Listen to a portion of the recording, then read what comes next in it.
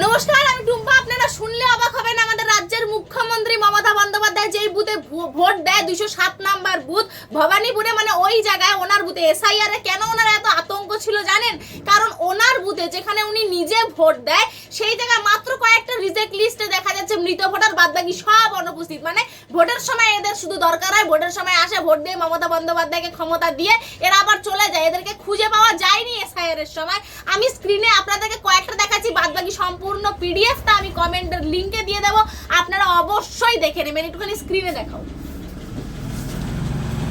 এই যে 207 number booth, আর এই হচ্ছে অনুপস্থিত।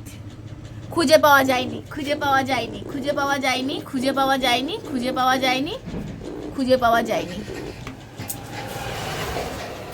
এই শুধুমাত্র যেখানে মমতা বন্দ্যোপাধ্যায় নিজে ভোট দেয় এটা হচ্ছে সেই বুথের অবস্থা। সেই জায়গায় ওনার মানে ভবানীপুরে মোটমাট কত 267টার মতন বুথ রয়েছে। সেই 267টা বুথে যদি এখানে যেমন ওনার বুথে 127টার মতন এরকম অনুপস্থিত বেরিয়েছে, এরকম যদি 100টা করে সেই 267টা বুথে বেরোয় তাহলে পরে 26,000-এর বেশি ভোটার এরকম অনুপস্থিত থাকছে। তাহলে তো এমনি একজন জিতে যায়। এরকম অনুপস্থিত ভোটার যাদেরকে কিনা খুঁজেই পাওয়া যাচ্ছে না, যাদের কিনা কোনো হুদিশই নেই, তাদেরকে কোত্থেকে ধরে নিয়ে আসে, কিভাবে ভোটা, এটাই হচ্ছে আসল রহস্য।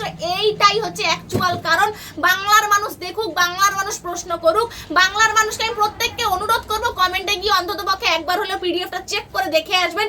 নিজেরা যদি বিশ্বাস না হয় যে সেইখানে সবাই অনুপস্থিত, মানে মৃত ভোটার মাত্র কয়েকটা, আর বাদ বাকি যেগুলো ছিল সবকটা অনুপস্থিত। এগুলো আসলো কোথা থেকে? আর এটা ভোট দিয়ে চলে গেছে, এদেরকে কেন খুঁজে পাওয়া যাচ্ছে না?